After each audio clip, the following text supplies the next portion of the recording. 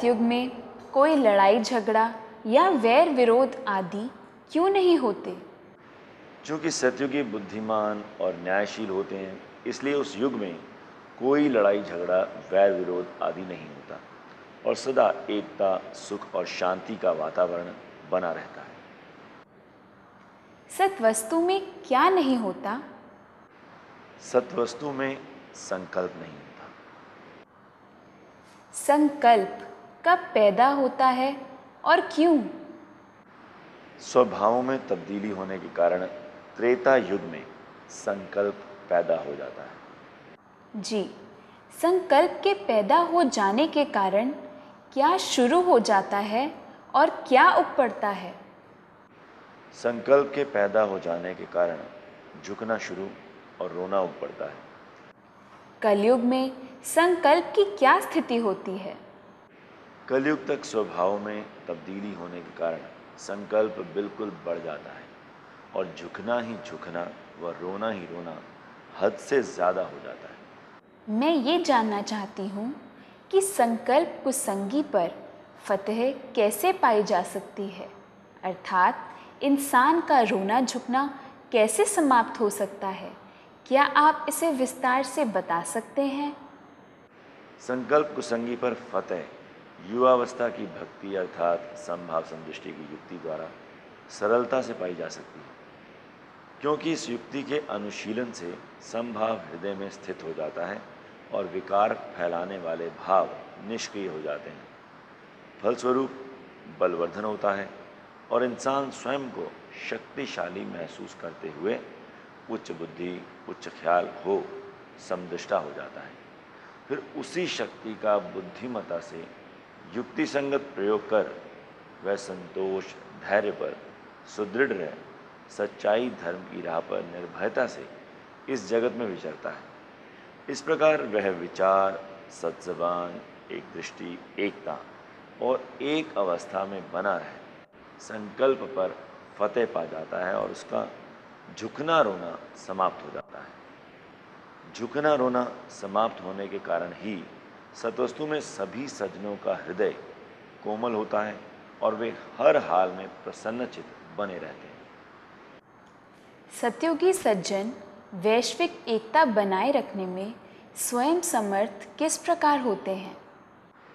वे एक ही भावना से शासित होकर शुद्ध चित्त से निष्पक्षता एवं सत्यता पूर्वक दूसरों को अपने ही समान जानकर व्यवहार करते हैं और तृष्णा, आसक्ति, राग, द्वेष आदि से रहित होकर सबको मित्रता की दृष्टि से देखना उचित मानते हैं। इसलिए वैश्विक एकता बनाए रखने में स्वयं समर्थ होते हैं और उनके दिलों में किसी के भी प्रति शत्रुता व दुश्मनी का भाव नहीं होता। उनके परस्पर तृष्णा, आसक्ति, राग, द्वेष, शत्रुता व दुश्मनी से रहित होने का भाव क्या दर्शाता है? ये तथ्य जनाता है कि वे अहिंसा का समर्थन करने वाले होते हैं। क्या आप बता सकते हैं कि संभाव का आधार क्या है तथा किसके बिना संभाव नहीं आ सकता? संभाव का आधार मूल परम तत्व है तथा तत्व ज्ञान के बिना संभाव नहीं आ सकता। मानव के बौद्धिक विकास हेतु किस ज्ञान की आवश्यकता होती है और इसका सकारात्मक प्रभाव किस पर जाता है? मानव के बौद्धिक विकास हेतु ब्रह्म ज्ञान प्राप्ति की आवश्यकता होती है और इसका सकारात्मक प्रभाव ख्याल पर जाता है। जी, सतयुगवासी ख्याल की नित्य स्वच्छता बनाए रखने पर बल क्यों देते हैं? सतयुगवासी ख्याल की नित्य स्वच्छता बनाए रखने पर इसलिए बल देते हैं क्योंकि वे भली भांति जानते हैं कि यथा ख्याल वैसे ही विचार, कर्म, स्वभाव, चरित्र और प्रारब्ध होती है। इस प्रकार अपनी प्रारब्ध सुखदायी बनाने के लिए वे भौतिकवाद के स्थान पर अध्यात्मवाद को प्राथमिकता देते हुए ख्याल की नित्य स्वच्छता बनाए रखते हैं। अध्यात्मवाद क्या है? अध्यात्मवाद ब्रह्म, आत्मा और ईश्वर आदि के संबंध का सच्चा और यथार्थ ज्ञान है। जो अध्यात्मवाद को प्राथमिकता देता है वह क्या स्वीकारता है? जो अध्यात्मवाद को प्राथमिकता देता है वह तत्वज्ञानी यानी दार्शनिक ब्रह्म और जीव में भेद नहीं मानता। मैं ये भी जानना चाहूँगी कि ब्रह्म, आत्मा और ईश्वर आदि के संबंध के सच्चे और यथार्थ ज्ञान की विचारधारा को भावी संतानों में दृढ़तापूर्वक प्रतिष्ठित करने हेतु सत्युगवासी उन्हें ईश्वर की सर्वव्यापकता किस प्रकार जनाते हैं?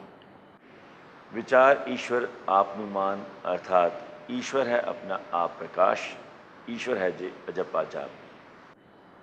ईश्वर की सर्वव्यापकता से परिचित हो जाने के पश्चात वे किस प्रकार लाभान्वित होते हैं?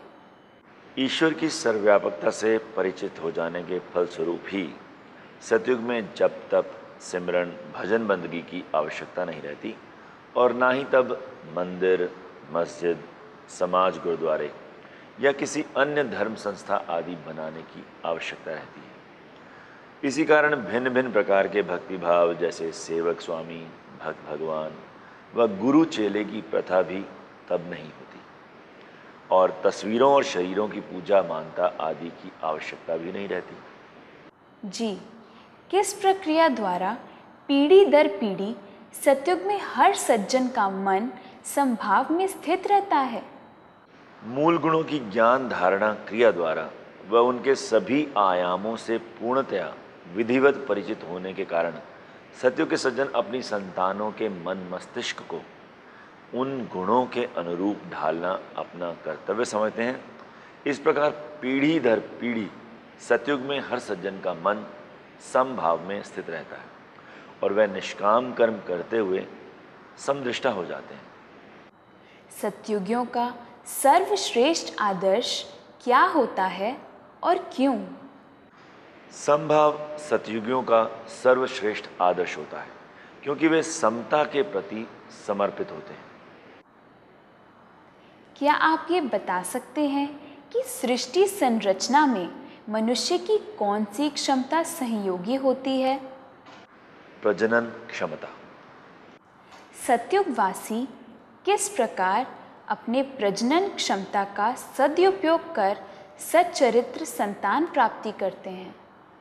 चूँकि सतयुगवासी जानते हैं कि संतान की श्रेष्ठता संसर्ग के समय ख्याल की स्वच्छता के अनुरूप होती है और ये ख्याल ही ढलता ढलता इंसान के भाव स्वभाव करनी चरित्र और भाग्य का रूप ले लेता है। इसलिए वे सृष्टि संरचना में सहयोग देने हेतु अर्थात सच्चरित्र संतान प्राप्ति हेतु अपनी प्रजनन क्षमता का प्रयोग कुशलतापूर्वक आत्म संयम द्वारा करते हैं। इसके कुशलतापूर्वक सदुपयोग के कारण ही उनकी संतानें पूर्णतया स्वस्थ व सत्वस्तु के आदर्शों के अनुरूप विद्वान, गुणवान, बलवान, बुद्धिमान तथा ज्ञानवान होती हैं। जी, सतयुगियों की सर्वोत्कृष्ट नैतिकता का महत्वपूर्ण आधार क्या है? प्रजनन क्षमता में दक्षता ही सतयुगियों की सर्वोत्कृष्ट नैतिकता का सुदृढ़ आधार है। भारतीय आर्य संस्कृति अपने आप में क्या मानी जाती है? परिपूर्ण एवं विश्व शिरोमणि। मैं ये भी जानना चाहती हूँ कि सतयुग के वैज्ञानिक कैसे होते हैं? सतयुग के वैज्ञानिक प्रकृति की संपूर्णता पर शोध करते हैं। वे समभाव समदृष्टि के ऐसे संविधान का गठन करते हैं जिसका आधार समस्त प्राणियों को प्राकृतिक रूप से एक समान समझना होता है। वे कभी भी अपनी ऊर्जा झगड़ों, व्यर्थ के तर्कों व द्वैत भाव फैलाने में नष्ट नहीं करते। वे परोपकारी प्रकृति के होते हैं जो अपनी पूरी ऊर्जा एवं बुद्धि कौशल का प्रयोग मानव जाति की भलाई के लिए करते हैं। यानी जन्म से ही वे प्रत्येक प्राणी को सम, संतोष, धैर्य, सच्चाई व धर्म की उचित जानकारी देने में अपनी ऊर्जा का व्यय करते हैं। सज्जनता, उत्कृष्टता, निष्कामता व परोपकारता उस समय का कानून होता है। वे तीनों तापों यानी आध्यात्मिक, आदि भौतिक एवं आदि दैविक, इनका तापमान आवश्यक स्तर पर बनाए रखने में दक्ष होते हैं, जिसके कारण उनके मस्तिष्क की साम्या अवस्था अविचल बनी रहती है और वे इंसानियत के प्राकृतिक स्वभाव में खरे बने रहते हैं। वे निर्मल बुद्धि हर वस्तु का यथार्थ जानने में निपुण होते हैं। इसीलिए सत्वस्तु में कला से सब कुछ उपजता है। कहने का तात्पर्य यह है कि तब ज्ञान विज्ञान द्वारा केवल सत्य ही प्रसारित किया जाता है। इसीलिए सत्य के आधार पर उन्नति कर सत्वस्तु का समय काल स्वर्ण युग कहलाता है और कुदरती साइंस के वे वैज्ञानिक आज भी सर्वश्रेष्ठ माने जाते हैं। क्या आप मुझे बता सकते हैं कि सत्वस्तु क्या है और वह किस युग में कहाँ पर प्रकटती है? सत्वस्तु सर्वज्ञ प्रगट श्री विष्णु भगवान शंख, चक्र, गदा, पद्मधार रूपी हीरा है, जो सतयुग में समस्त हृदयों में प्रकटते हैं। इसलिए उस युग में हर जीव को उस हीरे की पहचान होती है। ईश्वरीय वचनों अर्थात हुक्म की पालना तब किस प्रकार संभव हो पाती है? क्योंकि तब सभी के हृदयों पर एक ही का साम्राज्य होता है और सज्जनों की एकता और उनका मानसिक संतुलन एक अवस्था में सदैव बना रहता है। इसलिए तब सब ईश्वरीय वचनों अर्थात हुक्म की पालना हंसकर करते हैं और परिणाम स्वरूप निर्विकारी बने रहते हैं। सत्युगी नैतिकता किसका आधार है? सत्युगी नैतिकता बौद्धिक, सामाजिक एवं आध्यात्मिक उन्नति के विकास का आधार है। जी सज्जन जी, बौद्धिक, सामाजिक एवं आध्यात्मिक उन्नति के विकास का प्रभाव कहाँ से प्रकट होता है और किसका सूचक होता है? बौद्धिक, सामाजिक एवं आध्यात्मिक उन्नति के विकास का प्रभाव मनुष्य के समस्त क्रियाकलापों से प्रकट होता है और मनुष्यता अर्थात मनुष्य में निम्नतर प्रवृत्तियों के दमन एवं उच्चतर विचारों के सृजन का सूचक होता है। निम्नतर प्रवृत्तियों के दमन एवं उच्चतर विचारों के सृजन से व्यक्ति कैसा बन सकता है? मानवता से अलंकृत व्यक्ति न केवल संयमी, विनम्र, उदार, सहिष्णु, सच्चरित्र, उद्यमी, कर्तव्यनिष्ठ, सेवापरायण व परोपकारी बना रह सकता है, वरन वह अपने व्यवहार द्वारा अपनी तथा दूसरों की रक्षा भी कर सकता है। नैतिकता का अभिप्राय किस प्रकार की आचार पद्धति से है? नैतिकता का अभिप्राय मानव जीवन में सामंजस्य, सहयोग और उन्नयन को संभव बनाने वाली आचार पद्धति से है।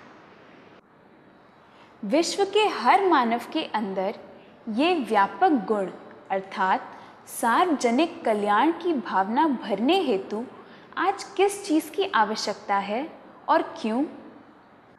विश्व के हर मानव के अंदर यह व्यापक गुण अर्थात सार्वजनिक कल्याण की भावना भरने हेतु आज हर बुद्धिजीवी के सहयोग की आवश्यकता है, ताकि सतयुग अनुरूप नैतिकता का वर्धन शीघ्रता अतिशीघ्र हो सके। सज्जन जी, किस प्रकार शीघ्रता अतिशीघ्र समाज में फैले हर प्रकार के आडंबर व भ्रांतियां समाप्त हो सकेंगी? जितनी जल्दी मानव जाति समभाव, समदृष्टि और सज्जन भाव के अनुरूप स्वभावों को ग्रहण करने की चेष्टा करेगी, उतनी ही जल्दी मनुष्य की विचारधारा प्राकृतिक हो, जीवन की वास्तविकता को सहजता से समझ सकेगी और समाज में फैले हर प्रकार के आडंबर व भ्रांतियां समाप्त हो सकेंगी। पांचों तत्वों के विशुद्धिकरण से क्या होगा? पांचों तत्वों के विशुद्धिकरण से चर अचर प्राणियों पर सौरमंडल से आने वाली ऊर्जा का प्रभाव सम बना रहेगा और तीनों तापों का टेम्परेचर घटेगा या बढ़ेगा नहीं। ईश्वर की बनाई हुई हर कृति अपनी बनत के यथानुरूप स्वस्थ और सुंदर बनी रहेगी। मानव जाति जो कुदरत की सबसे श्रेष्ठ कृति है, उनके हृदयों में समभाव का उद्भव होगा। सतवस्तु के कुदरती ग्रंथ के निर्देशानुसार कौन सा स्कूल शीघ्र ही खुलने जा रहा है और क्यों? सतवस्तु के कुदरती ग्रंथ के निर्देशानुसार समभाव समदृष्टि का स्कूल शीघ्र ही खुलने जा रहा है, ताकि हर मानव के अंदर मूल ईश्वरीय गुण का विधिवत संचार किया जा सके। मैं ये भी जानना चाहूँगी कि सार्वजनिक हित हेतु सभी सज्जनों को सुसंस्कृत बना उनके चारित्रिक उत्थान के लिए क्या करना अति आवश्यक है? सार्वजनिक हित हेतु सभी सज्जनों को सुसंस्कृत बना उनके चारित्रिक उत्थान के लिए अपने अपने संस्थानों पर भी ऐसे समभाव समदृष्टि के स्कूल खोलने का निर्णय लेना अति आवश्यक है। युग परिवर्तन अर्थात कलयुग की पीड़ा हर कर धर्म की पुनः स्थापना का ये महत्वपूर्ण कार्य कुदरत ने किसको सौंपा है और क्यों? युग परिवर्तन अर्थात कलयुग की पीड़ा हर कर धर्म की पुनः स्थापना का यह महत्वपूर्ण कार्य कुदरत ने सज्जन श्री शहंशाह हनुमान जी को सौंपा है, क्योंकि वही कुल ब्रह्मांड में धर्म का झंडा झुला सुकर्मों का राज लाने में समर्थ है। उनके प्रताप से ही निर्मलता व सुख शांति का प्रवाह और खुशहाली व समृद्धि वातावरण में आएगी और रोगों की सरदार विसूचिका भी अपना जीवन बना सूचिका बन जाएगी। इस प्रकार उनकी लीला से ही कलयुग का बखेड़ा मिट सकता है। भाव स्वभाव परिवर्तित कर सतवस्तु में प्रवेश पाने हेतु प्रभु से क्या प्रार्थना करनी है? भाव स्वभाव परिवर्तित कर सतवस्तु में प्रवेश पाने हेतु हमें प्रभु से प्रार्थना करनी है कि वह हम सभी को बल, बुद्धि और ज्ञान बख्शें। सत्युग की ओर बढ़ने के लिए क्या अपनाने की और क्या बनने की आवश्यकता है? सत्युग की ओर बढ़ने के लिए समभाव समदृष्टि अपनाकर सज्जन बनने की आवश्यकता है।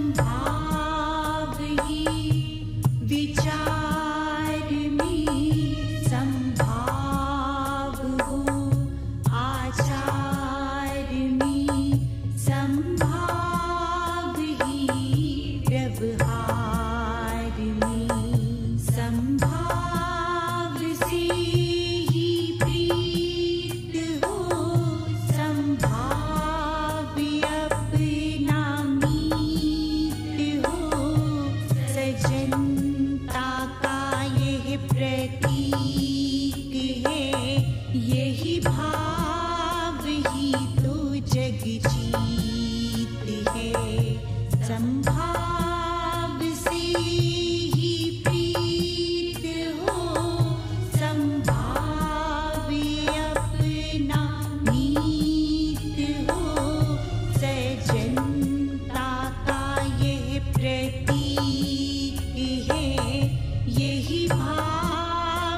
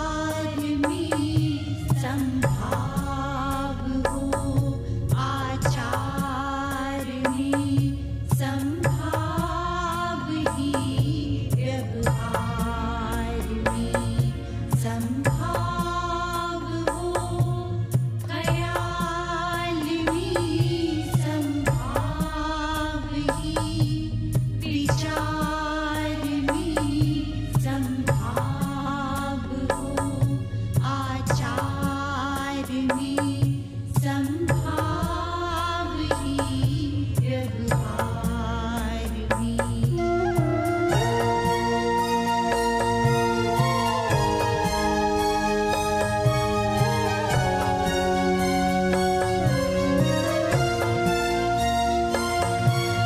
एक निगाह एक दृष्टि हेतु एक दृष्टि एक दर्शन हेतु एकता एक अवस्था हेतु समदर्शी समदृष्टि बनने हेतु समदर्शी समदृष्टि बनने हेतु संभाव हो ख्याल में संभाव ही विचार में संभाव हो आचार में संभाव ही व्यवहार में संभाव हो ख्याल में संभाव ही विचार में संभाव हो आचार में संभाव ही व्यवहार में समचित होते ही चित्त हो गया शांत समचित होते ही चित्त हो गया शांत अंतःकरण भी शुद्ध हो गया तो अंतःकरण भी शुद्ध हो गया तो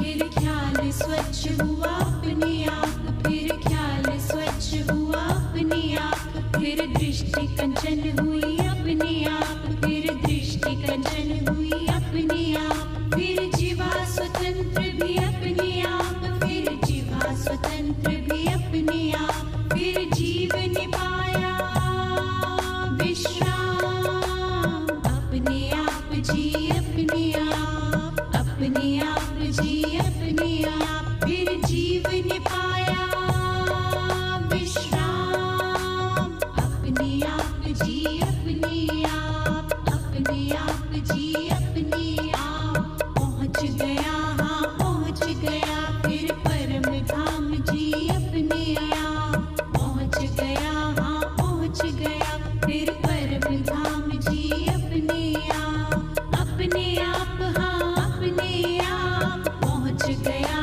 फिर परम धाम जी परम धाम जी परम धाम जी अपने आप हाँ अपने आप पहुँच गया फिर परम धाम जी अपने आप हाँ अपने आप हाँ अपने आप पहुँच गया हाँ पहुँच गया फिर परम धाम जी अपने आप पहुँच गया हाँ पहुँच गया फिर परम धाम जी अपने आप हाँ अपने आप हाँ अपने आप पहुँच गया हाँ पहुँच गया फिर परम धाम जी अपने आप पहुँच गया हाँ पहुँच गया फिर परम धाम जी अपने आप हाँ अपने आप हाँ अपने आप अपने आप हाँ अपने आप अपने आप हाँ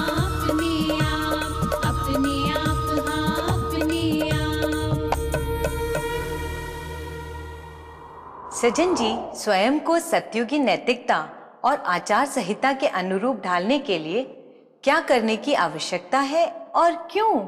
इस उद्देश्य की पूर्ति हेतु एक ऐसे अभियान को प्रारंभ करने की आवश्यकता है जिसके द्वारा प्रत्येक व्यक्ति को सम, संतोष, धैर्य, सच्चाई, धर्म जैसे सद्गुणों के यथार्थ मूल्यों से परिचित कराया जा सके और वे तदनुरूप अपने चरित्र का निर्माण करने में सक्षम बन सकें।